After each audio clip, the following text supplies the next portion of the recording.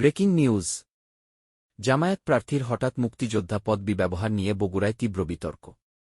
বগুড়া বিয়োগ 1 আসনে জামায়াত মনোনীত প্রার্থী মো. শাহাবুদ্দিন নির্বাচনী প্রচারণায় নিজেকে মুক্তিযোদ্ধা পরিচয় দিচ্ছেন, এমন অভিযোগ তুলে বিক্ষুব্ধ মুক্তিযোদ্ধারা সহকারী রিটার্নিং অফিসারের কাছে লিখিত অভিযোগ দিয়েছেন। মুক্তিযোদ্ধাদের দাবি, স্বাধীনতা যুদ্ধে অংশগ্রহণের কোনো প্রমাণ না থাকা সত্ত্বেও ব্যানার, পোস্টার ও লিফলেটে নামের আগে মুক্তিযোদ্ধা পদবি ব্যবহার করে নির্বাচনী আচরণবিধি লঙ্ঘন করা হয়েছে। বাংলাদেশ মুক্তিযোদ্ধা সংসদ সারিয়াকান্দি উপজেলা ইউনিট এই অভিযোগ দায়ের করেছে উপজেলা নির্বাহী কর্মকর্তা ও সহকারী রিটার্নিং কর্মকর্তার কাছে। জামায়াত প্রার্থী মো. শাহাবুদ্দিন দাবি করেছেন তিনি একজন প্রকৃত মুক্তিযোদ্ধা এবং অভিযোগ রাজনৈতিক উদ্দেশ্যপ্রণোদিত।